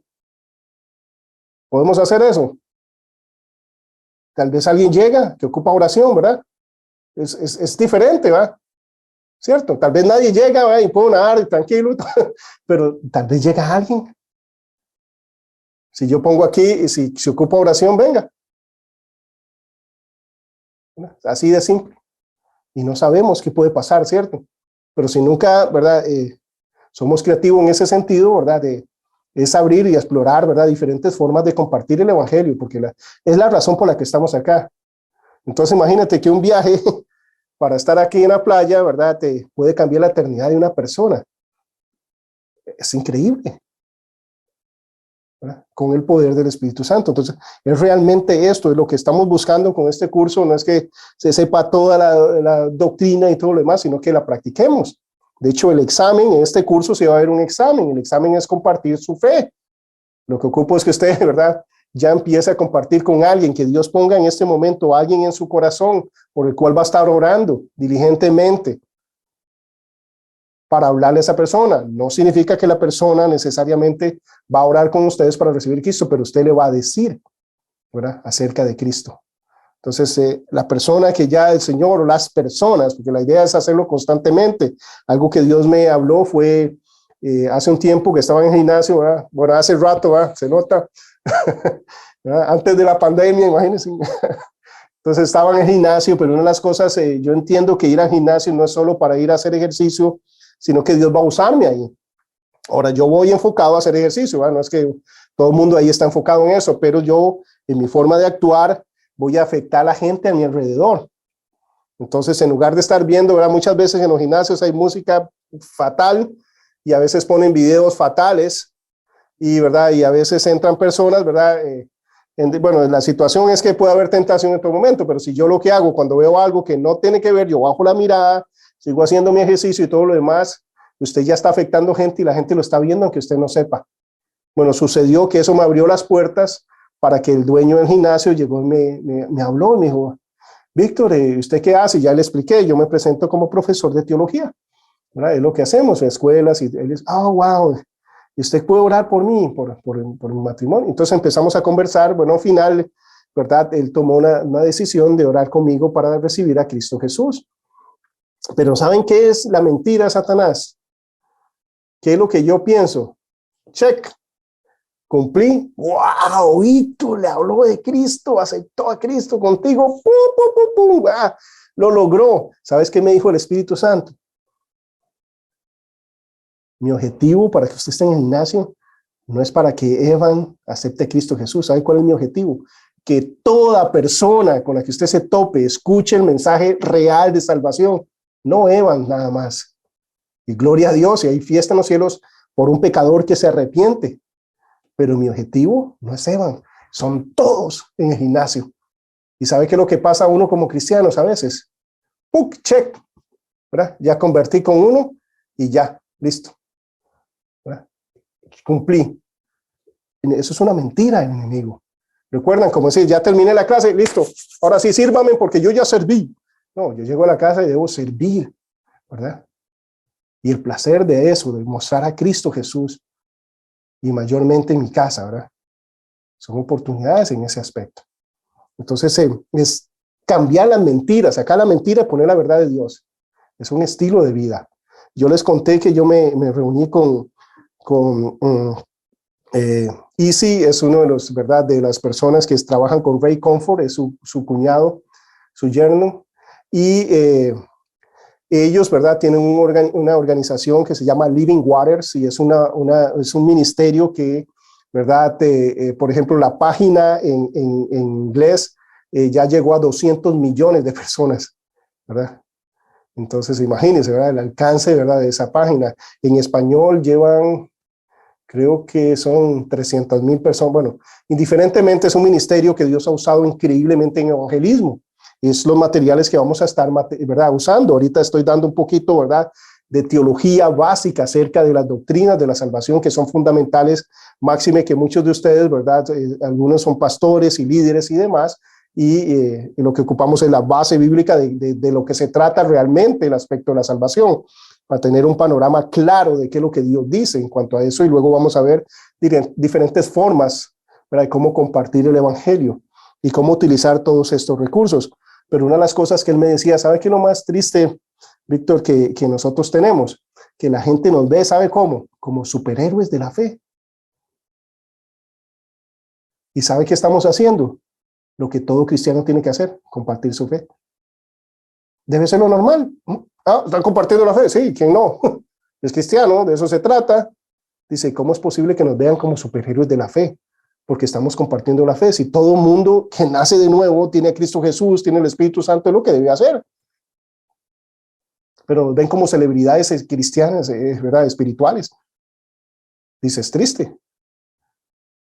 Pero es muchas veces en lo que ha caído, ¿verdad?, la iglesia. ¿Verdad? Aquel tiene el don, aquel, ¿verdad? No, todos hemos sido llamados a esto, todos podemos hacerlo. De nuevo, ¿verdad? Yo no me estoy comparando a que un día vamos a tener, no, es el punto, ¿quién está a mi alrededor? Yo ya tengo un grupo de influencia, ya hay gente a mi alrededor, a la cual puedo ministrar, por la cual puedo estar orando. ¿Recuerdan los recursos? La oración, el Espíritu Santo, la palabra. ¿Para qué? Para que lo que yo comparta sea de Dios y no mío. Y eso es lo que transforma. El testimonio, la forma de vivir ilustra, ¿verdad? Abre y cierra puertas. Pero lo que transforma a la persona no es como yo vivo, no lo que yo hago, sino el poder de la palabra de Dios. La fe viene por el oír y el oír la palabra de Dios. Hay expresiones que, ¿verdad?, que se malinterpretan como aquella, predica todo el tiempo y solo si es necesario habla. Bueno, no, es necesario hablar, ¿verdad? ¿Cómo ellos vendrán a Cristo si no escuchan? ¿Verdad? ¿Cómo vendrán si no, verdad, están escuchando? El poder está en la palabra de Dios, no en mí, sino en Dios, en lo que es Él. Mi forma de vivir va a abrir puertas o cerrar puertas. ¿Verdad? Qué importante vivir en una forma, ¿verdad?, que glorifique y exalte a Dios. Entonces vemos los resultados, ¿verdad?, de aquellos, ¿verdad?, que no tienen a Cristo Jesús. Y luego la condenación, dice, estos irán al castigo eterno, y los justos a la vida eterna. Entonces, esto es lo que dice ¿verdad? La palabra de Dios. Nos habla de una muerte física, una muerte espiritual y una muerte eterna, resultado del pecado. Ahora, ¿qué es lo horrible? Es que como es una crónica de una muerte anunciada, ¿verdad? ¿En qué aspecto? Si yo no nazco de nuevo, voy a seguir esta panorámica y punto. O sea, no tengo forma de salirme, ¿verdad? Ya está escrito mi destino, la condenación eterna, a menos que yo nazca de nuevo, a menos que me humille a seguir el plan de Dios y no mi propio plan, a menos que yo tenga algo que me haga pensar en cuál es el asunto de la eternidad. Entonces vemos que nuestra labor es dar la información correcta, que la gente pueda pensar y analizar y entender cuál es su situación espiritual. ¿Alguna vez ustedes han escuchado esto bueno, a un final nadie sabe, ¿verdad? Cuando uno se muera y vemos, ¿verdad? Nadie sabe si va a ir al cielo, nadie sabe si... No, usted decide. Acá nosotros decidimos dónde vamos a pasar nuestra eternidad. Es acá en la tierra donde nosotros decidimos dónde pasar nuestra eternidad. Y luego nos habla acerca de toda esta, ¿verdad? Todo lo que ven aquí, yo se los voy a enviar, ¿verdad? La clase completa. Y acá nos habla en general de lo que habla acerca de descripciones del pecado. Como dice, el pecado es perder la marca, o sea, errar al blanco, es no cumplir la meta, no cumplir el requisito. Recursimos el requisito, ¿cuál es? Perfección. O sea, todos erramos, todos estamos, ¿verdad? Cortos. Necesitamos un Salvador. Luego nos habla de transgresión. Por ejemplo, David hablaba acerca de que me libre de mis, ¿verdad? De mis pecados, de mis transgresiones, que me librara de mis soberbias. Son aquellos pecados que cometemos sabiendo que no debemos cometerlos, ¿verdad? Hay algunas cosas que yo sé que están mal y aún así las estoy haciendo. Bueno, eso es lo que debo arrepentirme, cortar con eso y buscar, ¿verdad? Y pedirle a Dios que me libre de eso para poder ser efectivo y caminar conforme a lo que es. Bueno, alguien sin Cristo Jesús no tiene ese poder en absoluto. Está totalmente sujeto a esto. Entonces, por eso es irrelevante si la persona es moral o no es moral, la persona que hace. ¿Recuerdan qué le dijo Jesús a Nicodemo? Un hombre totalmente recto, moral, religioso, ejemplo para los de adentro, para los de afuera. Todo el mundo veía con respeto a Nicodemo. ¿Y qué le dijo Jesús? Es necesario nacer de nuevo. Porque nadie, ¿verdad?, puede ser justificado por las obras de la ley, por su propia justicia. Entonces, esa es la realidad que el ser humano se resiste a creer. Nos habla acerca del pecado, es distorsión de lo recto, el pecado es rebelión contra Dios, el pecado es una deuda, estamos en deuda con el Señor. El pecado es desobediencia, el pecado es una desviación ante los requerimientos de Dios. El pecado es incredulidad, el pecado es impiedad, el pecado es iniquidad. La definición teológica de pecado, que es lo que sí dice la Biblia acerca del pecado. El pecado es la transgresión de la ley, o sea, quebrar la ley, no cumplir los mandamientos, o una falta de conformarse a la ley de Dios, no querer seguir la ley de Dios. El pecado es deficiencia de amar a Dios y a los hombres. Pecar es dar preferencia al ego, a mi camino, a lo que yo quiero, a lo que yo deseo, a mi placer, a lo que a mí me agrada, en vez de agradar a Dios. El pecado es insubordinación, o sea, no me subordino al Señor, no me someto al Señor. El pecado es una falta de conformidad con Dios o su ley moral en acto, disposición o estado, en pensamiento, palabra o acción. El pecado es lo que no debemos hacer. En sumario, ¿verdad?, la escritura concerniente al pecado nos dice que, ¿verdad?, nosotros podemos pecar, ¿verdad?, cuando pecamos es contra Dios, eso se llama rebelión o falta de supremacía en amar a Dios, ¿verdad? Dios no es el primer lugar en nuestras vidas. Luego hacia la ley de Dios, eso es lo que hablamos de transgresión. Ahora, cuando yo les pongo esta foto, ¿qué sienten ustedes cuando ven esta foto? ¿Qué les inspira esta foto? Me gustaría que opinaran al respecto. ¿Qué perciben en esta foto? Felicidad. Felicidad, muy bien. Unidad. Unidad, muy bien. Amor. Amor. Comunión. Comunión. Unión familiar. Unión familiar. Convivencia. Convivencia. Armonía. Armonía. Una familia feliz. Perdón. Una familia feliz. Una familia feliz. ¿Alguien se ve? Compartir. Perdón. Compartir. Compartir. Ok. Alguien cuando ve esto siente temor, siente sentido de urgencia, siente, ¿verdad?, ansiedad. Ahora, No. déjenme terminar el cuadro, lo estoy pintando apenas, entonces déjenme terminar de pintarlo para ver si cambia la perspectiva de lo que hemos hablado. Ok. Cambia la perspectiva de lo que hemos hablado ahora. Sí. Claro, ¿verdad? Sí, Veo peligro. Ahora pensamos diferente. Sí. Hay muchas personas que esta es su realidad espiritual. Ahora, estas personas se ven preocupadas en lo más mínimo. Esas personas se sienten seguras, tranquilas, están bien y están sumamente entretenidas, pasando un buen tiempo, pero están haciendo un picnic en una línea de tren. Hay un peligro inminente, pero ellos no están aprestos a ese peligro. No están analizando ni razonando, están ocupados en lo suyo. Ahora, ¿ven esa canastita que está ahí? Esa canastita está llena de cosas que los ayudan ¿a qué? A entretenerse, a estar ocupados con trabajos, con metas, con sueños, anhelos, un montón de cosas que salen de esta canasta que la llena Satanás. De 1000 cosas para que ellos estén ocupados ¿en quién? En ellos mismos. Centrados en ellos, no estén pensando en cosas eternas, en la realidad, en lo que viene, en dónde están, en el peligro inminente. Así es como está la mayoría de personas. Ahora, ¿cuál es el problema que tenemos acá? Que lo que viene por ahí es esto.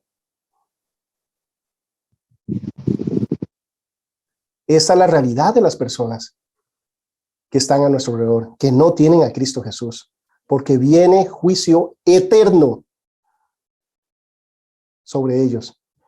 Pero ellos se sienten confiados. Ellos se sienten, ¿verdad?, tranquilos. Están entretenidos. Necesitamos comunicarles, ¿verdad?, la realidad espiritual de ellos. Es una falta de amor o no pasar por ahí, verlos y seguir, ¿verdad? Ahora, le estoy diciendo que yo estoy pasando por ahí, pero yo sé que viene el tren, ¿verdad? Porque yo ya vi el tren donde venía, ellos no han visto el tren. No están aprestos al tren, están ocupados en sus cosas. Pero yo ya sé que viene el tren, ¿verdad? Estoy claro de que viene el tren. Ahora, ¿por qué no les digo que viene el tren? Porque se ven confortables, se ven muy bien, porque usted está loco, ¿qué? Estamos muy bien, estamos disfrutando. O sea, necesitamos salir de nuestro confort, necesitamos de salir, ¿verdad?, de nuestro estándar de seguridad y advertirles a las personas de lo que viene, porque es rudo, es doloroso. Esta es la realidad, ¿verdad?, de lo que viene.